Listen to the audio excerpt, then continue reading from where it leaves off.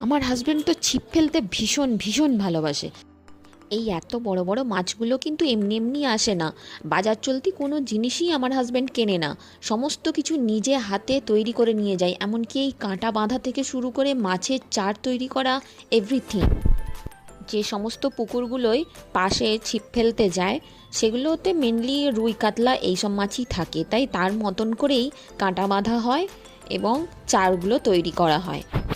এরপর চলছে মাছের চার তৈরি। এগুলো ছাতুকে চেলে চেলে নিয়ে ভেজে কিছু একটা করা হচ্ছে, আমি ঠিক জানি না, আমি আগে কখনো এরকম দেখিনি তো কাউকে।